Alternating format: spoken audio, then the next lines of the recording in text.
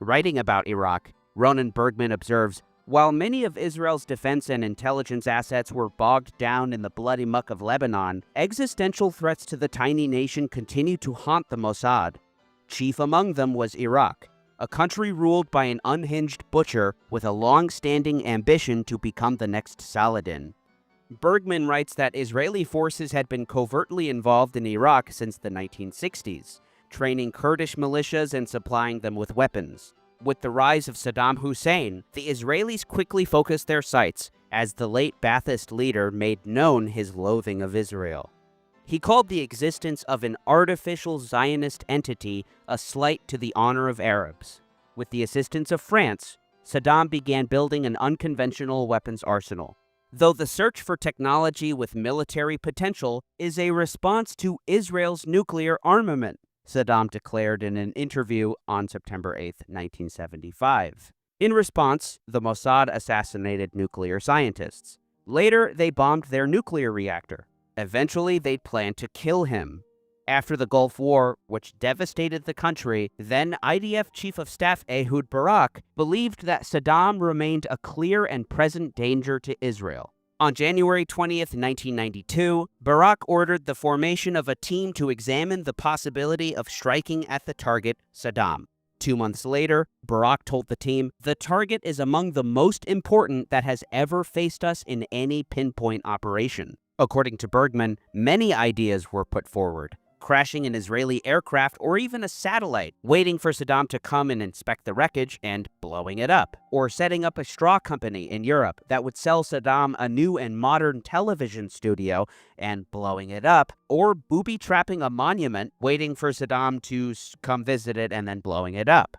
But one plan reached an advanced stage. By November 1992, Israeli special forces had built a model of the Hussein family cemetery in the Negev desert. The plan was for a hit team in decoy Iraqi army jeeps to fire missiles at Saddam when he visited his deceased relatives, with launchers hidden inside the roof. However, in a bungled practice run, soldiers fired the missiles at other soldiers posing as Saddam and his entourage, apparently believing they were mannequins. 5 soldiers were killed. The accident put an end to the plan to assassinate Saddam Hussein. Later, it turned out that, contrary to Barak's expectations, Saddam had not, in fact, resumed his attempts to obtain nuclear weapons after Operation Desert Storm. Just months before the Israeli invasion of Lebanon in February of 1982, an essay titled "A Strategy for Israel in the 1980s" was published in Kivunim, the journal of the World Zionist Organization. The author, Oded Yinon, was an Israeli journalist who had previously worked for the Foreign Ministry. It's now somewhat famous for its divide-and-conquer strategy. Many of its ambitions are fantastical and far-fetched, though the plan itself gave Israeli scholar Israel Shahak cause for alarm, who translated the article into English. Shahak believed the essay represents the accurate and detailed plan of the present Zionist regime, Sharon and Eitan, for the Middle East. From the text of the essay, Lebanon's total dissolution into 5 provinces serves as a precedent for the entire Arab world, including Egypt, Syria, Iraq, and the Arabian Peninsula, and is already following that track. The dissolution of Syria and Iraq later on into ethnically and religiously unique areas, such as in Lebanon, is Israel's primary target on the Eastern Front in the long run, while the dissolution of the military power of those states serves as the primary short-term target. Further on, Yinon writes that Iraq, rich in oil on the one hand and internally torn on the other, is guaranteed as a candidate for Israel's targets. Its dissolution is even more important for us than that of Syria. Iraq is stronger than Syria. In the short run, it is Iraqi power which constitutes the greatest threat to Israel. Though Shahak, in his foreword to the translated essay, notes that the idea that all the Arab states should be broken down by Israel into small units occurs again and again in Israeli strategic thinking. For example, Ze'ev Schiff, the military correspondent for Haaretz, writes about the best that can happen for Israeli interests in Iraq: the dissolution of Iraq into a Shia state, a Sunni state, and the separation of the Kurdish part. Actually, this aspect of the plan is very old. Shahak further observed how the strong connection with neoconservative thought in the USA is very prominent. Much has been said about a 1996 policy proposal from the Institute for Advanced Strategic and Political Studies titled A Clean Break, a New Strategy for Securing the Realm. The paper was prepared for newly elected Prime Minister Benjamin Netanyahu. The extent of its proposals and the scale of the study group's ambitions are sometimes lost in the selective quoting of the document. First, the paper begins simply with Israel has a large problem. They argue for liberalizing Israel's economy and a clean break from the peace process. They denounce land for peace, which they characterize as retreat. A section titled Securing the Northern Border identifies Hezbollah, Syria, and Iran as the principal agents of aggression in Lebanon. They recommend striking Syrian military targets in Lebanon or in Syria. Another way to cripple the Syrian regime? Removing Saddam Hussein from power in Iraq, an important Israeli strategic objective in its own right, as a means of foiling Syria's regional ambitions. Pressuring Syria in conjunction with Turkey and Jordan could be the prelude to a redrawing of the map of the Middle East, which would threaten Syria's territorial integrity. Jordan, they say, could take over Iraq, and by securing Najaf, they could then use their influence over Najaf to help Israel wean the South Lebanese Shia away from Hezbollah, Iran, and Syria. The paper is signed by the study group's members, the two most important signatures by far being the group's leader, Richard Perle, and Douglas Feith. Perle would lead George W. Bush's Defense Policy Board at the Pentagon, and Feith would serve as Undersecretary of Defense for Policy, the top Defense Department policy official, reporting directly to Secretary of Defense Donald Rumsfeld. On the morning of September 12, 2001, then CIA Director George Tenet was walking toward the West Wing when he saw Richard Perle exiting the building just as I was about to enter. Perle is one of the godfathers of the neoconservative movement and, at the time, was head of the Defense Policy Board, an independent advisory group to the Secretary of Defense. When Tenet reached the door, he writes, Perle turned to me and said, Iraq has to pay a price for what happened yesterday. They bear responsibility. I was stunned, but said nothing. 18 hours earlier, I had scanned passenger manifests from the 4 hijacked airplanes that showed beyond a doubt that Al-Qaeda was behind the attacks. Over the months and years to follow, we would carefully examine the potential of a collaborative role for state sponsors. The intelligence then and now, however, showed no evidence of Iraqi complicity. At the Secret Service security checkpoint, I looked back at Perle and thought, what the hell is he talking about? 5 days after the attacks, Tim Russert interviewed Vice President Dick Cheney at Camp David. Do we have evidence that he's harboring terrorists? There is, in the past, there have been some activities related to terrorism by Saddam Hussein, but at this stage, the focus is over here on Al-Qaeda and the most recent events in New York. Saddam Hussein's bottled up at this point, but clearly we continue to have fairly tough policy where the Iraqis are concerned too. Do we have any evidence linking Saddam Hussein or Iraqis to this operation? No. At the much-discussed meeting at Camp David, where Deputy Secretary of Defense Paul Wolfowitz abruptly suggested toppling Saddam, Condoleezza Rice writes in her memoir about Vice President Cheney's reaction. She recalls gently rebuking Paul, he joined Colin Powell and Bush's Chief of Staff Andy Card in dismissing the idea of war against Iraq as a part of the response to 9/11. Despite all that has been written about the vice president and his claims concerning Iraq and 9/11, he was resolute at Camp David in his belief that Iraq would be a distraction in the aftermath of the attacks. Much has been said about Paul Wolfowitz's persistence on the Iraq question, but often overlooked is the role of Richard Perle's Defense Policy Board. An enlightening story in the Wall Street Journal from February 2004 reports, a historian's take on Islam steers U.S. in terrorism fight. That historian is Bernard Lewis. 8 days after the September 11th attacks, with the Pentagon still smoldering, Mr. Lewis addressed the U.S. Defense Policy Board. Mr. Lewis and a friend, Iraqi exile leader Ahmad Chalabi, now a member of the interim Iraqi governing council, argued for a military takeover of Iraq to avert still worse terrorism in the future, says Richard Pearl, who then headed the policy board. Lewis apparently had an impact on Cheney. A few months later, in a private dinner with Dick Cheney at the vice president's residence, Mr. Lewis explained why he was cautiously optimistic the U.S. could gradually build democracy in Iraq, say others who attended. Mr. Lewis also held forth on the dangers of appearing weak in the Muslim world, a lesson Mr. Cheney apparently took to heart.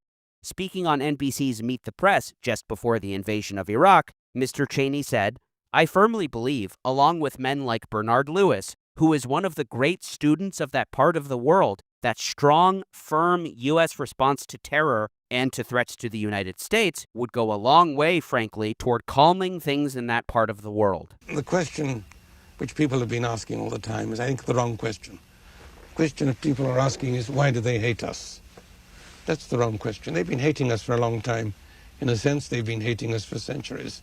And it's very natural that they should. You have this millennial rivalry between two world religions. And now, from their point of view, the wrong one seems to be winning. More generally, I mean, you can't be rich, strong, successful, and loved, particularly by those who are not rich, not strong, and not successful. So the hatred is something almost axiomatic. The question which we should be asking is, why do they neither fear nor respect us? As Waldman ominously concludes, the Lewis Doctrine, in effect, had become U.S. policy. In a revealing quote, Bernard Lewis has been the single most important intellectual influence countering the conventional wisdom on managing the conflict between radical Islam and the West, says Mr. Pearl, who remains a close advisor to Defense Secretary Donald Rumsfeld. Lewis was praised by Israeli leaders as far back as the 1970s for writing that Palestinian Arabs didn't have a historical claim to a state because Palestine hadn't existed as a country prior to British rule in 1918. Israeli leaders jumped on that part of his thesis. The late Prime Minister Golda Meir reportedly required her cabinet to read the article. Later, he became the confidant of successive Israeli prime ministers, including Ariel Sharon. Rumsfeld himself was reportedly intrigued by the Defense Policy Board meeting, which took place in his conference room. As Bernard Lewis and Ahmed Chalabi talked, writes Jacob Heilbronn in his book They Knew They Were Right, Rumsfeld agreed. But in addressing the board, he talked not about democracy, but about the need to demonstrate American power.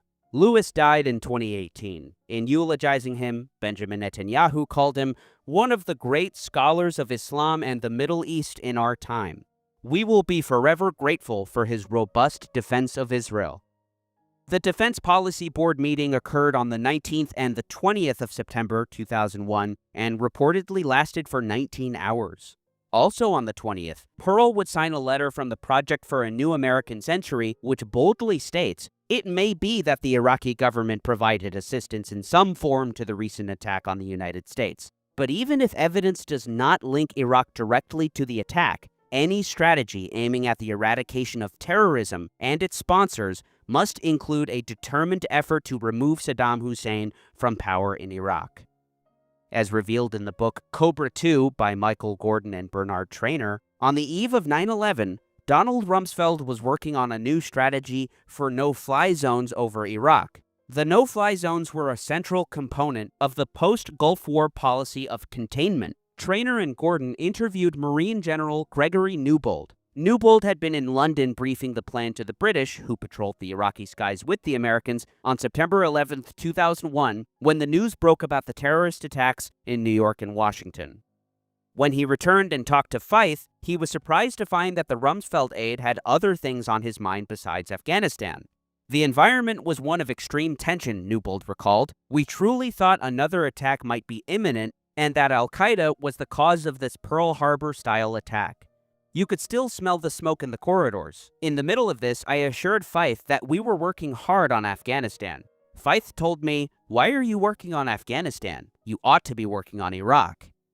Indeed, the 9/11 Commission reported that on September 19th, Rumsfeld offered several thoughts for his commanders as they worked on their contingency plans. Though he emphasized the worldwide nature of the conflict, the references to specific enemies or regions named only the Taliban, al-Qaeda, and Afghanistan. In the corresponding footnote, they write that Undersecretary for Policy Douglas Feith wrote a memo in response complaining of the limited options and suggested hitting, perhaps, a non-Al-Qaeda target like Iraq. On September 30th, Rumsfeld drafted a memo to the president with a list of goals the U.S. government should envision, including a new regime in Afghanistan and another key state or two that supports terrorism, as well as getting Syria out of Lebanon, dismantling of WMD capabilities in redacted, and end of redacted support for terrorism.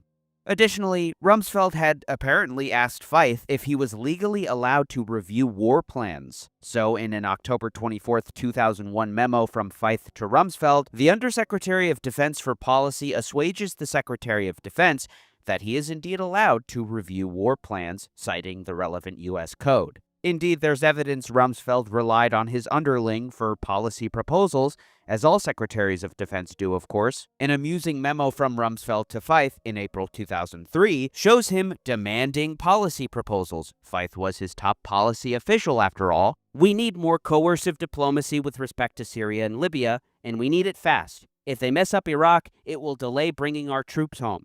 We also need to solve the Pakistan problem. And Korea doesn't seem to be going well. Are you coming up with proposals for me to send around? Thanks. Jeffrey Goldberg, in a profile of Feith for The New Yorker, indirectly raised questions about Feith's personal history and the implications for his work at the Department of Defense. Goldberg visited Feith's home and, despite his unremarkable decor, he was intrigued by his well-manicured library. Goldberg writes, Feith has filled the room with images of figures who have earned his admiration. Busts of Washington and Lincoln sit on the shelves. Churchill scowls in the direction of Feith's desk. A black-and-white portrait of Theodor Herzl, the founder of Zionism, hangs over a green leather couch. As to his bookshelves, Feith's library includes a large selection of books on Zionism, but he did not linger there. I'm not looking to aggravate a distortion about me, Feith said. The distortion, he said, is that his religion, or at least his longtime support for right-wing Israeli leaders, has affected his policy recommendations to Rumsfeld. In October 2002, Eric Schmidt and Tom Schenker reported for the New York Times that the Pentagon had set up its own intelligence unit to rival the CIA. Defense Secretary Donald Rumsfeld and his senior advisors have assigned a small intelligence unit to search for information on Iraq's hostile intentions or links to terrorists that the nation's spy agencies may have overlooked, Pentagon officials said today. It was established by Douglas Feith, the Undersecretary of Defense for Policy, and another strong advocate for military action against Mr. Hussein. Then CIA Director George Tenet was, not surprisingly, unimpressed with the Pentagon's work.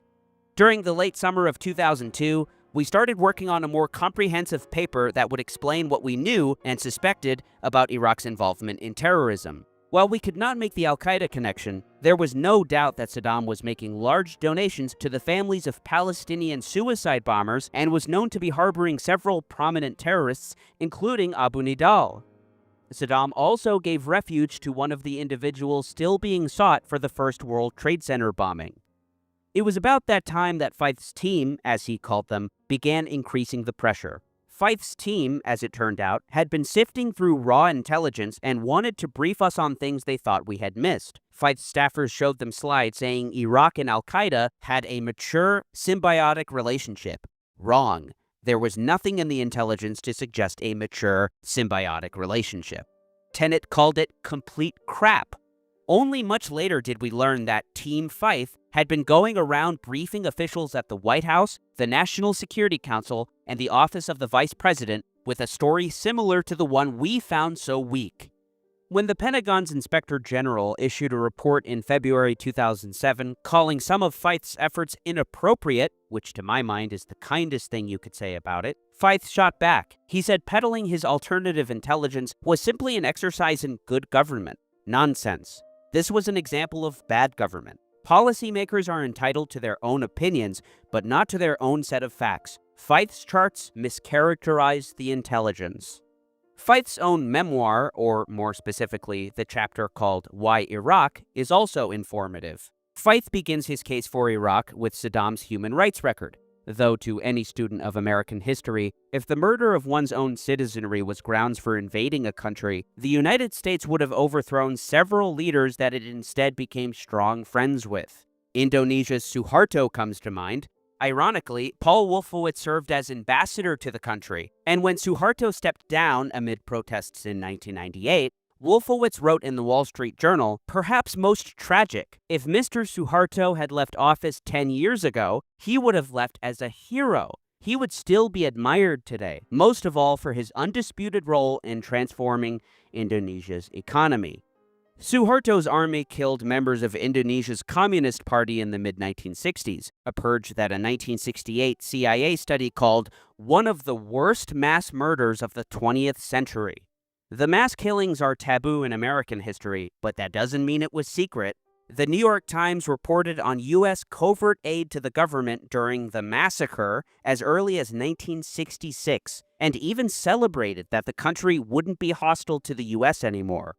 And not surprisingly, Wolfowitz himself said that the decision to invade Iraq could not have been based on human rights alone, and indeed, the stated threat of weapons of mass destruction was a bureaucratic means for aligning the administration on invading.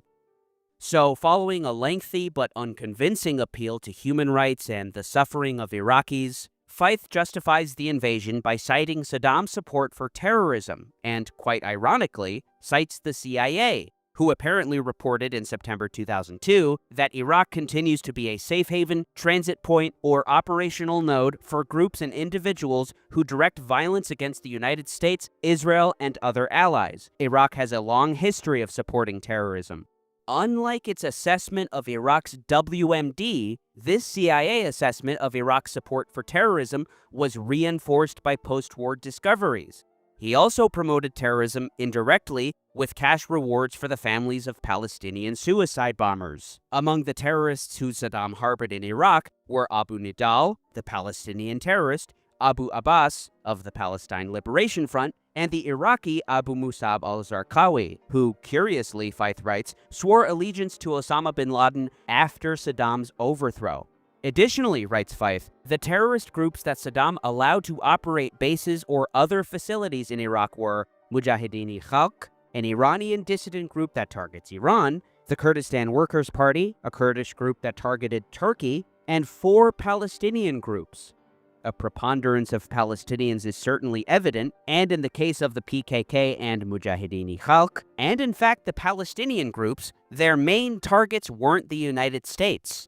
This dovetails with the words of Philip Zelikow, who was, in September of 2002, a member of the President's Foreign Intelligence Advisory Board. Speaking at a closed-door foreign policy conference at the University of Virginia, Zelikow said, "Here I criticize the Bush administration a little because the argument that they make over and over again is that this is about a threat to the United States. And then everybody says, show me an imminent threat from Iraq to America. Show me. Why would Iraq attack America or use nuclear weapons against us? So I'll tell you what I think the real threat is. It's the threat against Israel. Further, if the danger is a biological weapon handed to Hamas, then what's the American alternative then? Don't look at the ties between Iraq and al-Qaeda," Zelikow said, but then ask yourselves the question, gee, is Iraq tied to Hamas and the Palestinian Islamic Jihad and the people who are carrying out suicide bombings in Israel? Easy question to answer, and the evidence is abundant. It's worth remembering that this was during the Second Intifada. Even if we assume that the administration was not lying, but sincerely believed Saddam had a biological, chemical, or even nuclear weapons arsenal, the threat was not to the United States directly, and supporters of the war clearly stated as much. Indeed, you didn't need to be in a closed-door conference to air this view. Jeffrey Goldberg, a prominent advocate of the war, whose articles were cited by members of the Bush administration, wrote in The New Yorker in March of 2002, Iraqi dissidents agree that Iraq's programs to build weapons of mass destruction are focused on Israel. Israel is the whole game, Ahmad Chalabi, the leader of the Iraqi National Congress, told me. Saddam is always saying publicly, who is going to fire the 40th missile? A reference to the 39 Scud missiles he fired at Israel during the Gulf War. He thinks he can kill 100,000 Israelis in a day with biological weapons, Chalabi added. This is the only way he can be Saladin. Students of Iraq and its government generally agree that Saddam would like to project himself as a leader of all the Arabs, and that the one sure way to do that is by confronting Israel. Goldberg makes alarming assertions, citing experts in his words. In the Gulf War, when Saddam attacked Israel, he was hoping to provoke an Israeli response which would drive America's Arab friends out of the Allied coalition. Today, the experts say, Saddam's desire is to expel the Jews from history.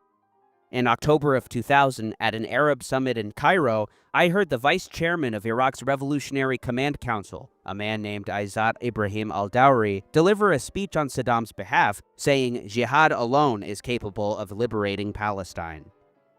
Goldberg spoke to the head of the BND, Germany's Foreign Intelligence Service.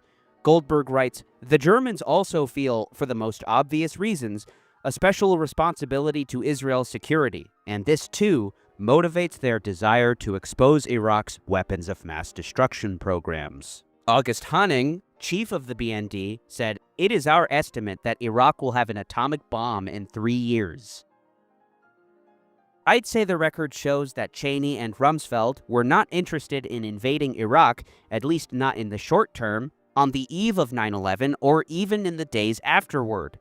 The case was made to them, apparently convincingly, by, among others, Bernard Lewis, to strike at the Muslim world in order to restore their ego and earn the respect of the Muslims around the world.